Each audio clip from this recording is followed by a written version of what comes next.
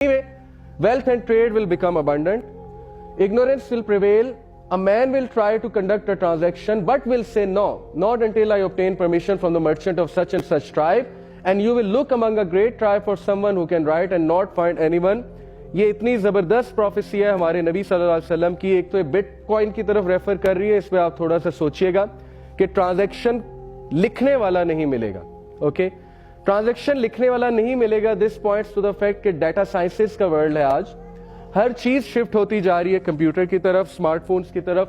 اب رائٹنگ جو ہے وہ ختم ہوتی جا رہی ہے, ہر چیز درج ہے. فائل سسٹم ختم ہوتا جا رہا ہے. پہلے بڑے بڑے لاکرز ہوتے تھے آفیسز میں, وہاں فائلز پڑی ہوتی تھی. اب آہستہ آہستہ ہر چیز چھوٹی سی ٹیبلٹ میں آ رہی. 1 ٹیرا ہارڈ ڈسک ہے, اس میں میسو ڈیٹا پڑا ہوا ہے. So yes, people will search for someone who can write but they will not find anyone. And what about this Wall Street? Monopoly ہے ان لوگوں کی کہ چھوٹے مرچنٹس تب تک چیز نہیں بیچ سکتے, تب تک پرائس نہیں بڑھا سکتے جب تک بڑے مرچنٹس یس نہ کر دیں. ہر چیز کنٹرول ہو رہی ہے. اوگرا پیٹرولیم کی پرائسز کو کنٹرول کر رہا ہے اور سب کچھ وہ ڈائریکٹ کرتے ہیں ہمیں. ہر چیز انہوں نے اپنے ہاتھ میں لی ہوئی ہے کہ جب تک ہماری طرف سے یس نہیں آئے گا آپ چیزوں کی پرائس نہیں بڑھا سکتے. دیٹ از دا فتنہ. سو دس حدیث, one of the scholar he said they may be understood as meaning that prominent businessmen who may have capital or are agents appointed to import or export certain products may have control over the market and will control prices so that the smaller businessmen will not be able to dispose of their goods except with their permission. تو یہ ان کی ایک رائے ہے, لیکن اگر آپ اس کو تھوڑے سے بڑے پرسپیکٹو میں سوچیں گے آپ بھی اس جگہ پہنچ جائیں گے. یہ میں I leave it to you that how you have to think about it.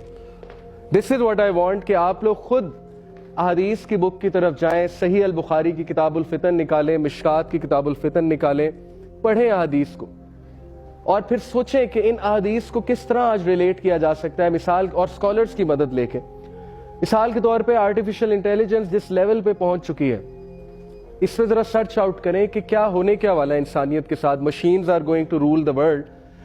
تو کیا ہم سارے مشینز بن جائیں گے اور ٹرمینیٹرز ہم پہ حاوی ہو جائیں گے؟ ویسے تو ٹرمینیٹر حاوی ہو چکے ہیں. اسمارٹ فون کو میں ٹرمینیٹر ہی سمجھتا ہوں.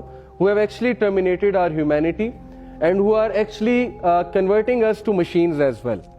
Okay, zombies, insensitive people who have a very myopic vision, چھوٹا سا ویژن ہے ان کی, بس یہی سوچ ہے کہ کھا لے پی لے جی لے, اور کسی کا انہوں نے نہیں سوچنا. اور یو کین ٹیسٹ اٹ. آپ یہ بچوں سے پوچھ لیں, OA لیولز کے بچوں سے, کہ بیٹا تمہاری امی یا ابو کون سی میڈیسن کھاتے ہیں. اگر کھاتے ہیں ان میں سے شاید چند ایک کو پتا, کیونکہ نہ کبھی کھلائی ہے نہ کبھی لا کے دی ہے. کیونکہ ویژن یہی ہے نا کہ بس ماں نوکرانی ہے, باپ ATM کی مشین ہے. اصل میں تو یہی ہو رہا ہے, اور یہ بھی قیامت کے سائنز ہیں. ابھی آگے آ رہا ہے کہ جب سلیو گرل اپنے آقا کو, when the slave woman will give birth to her master, then wait for the hour.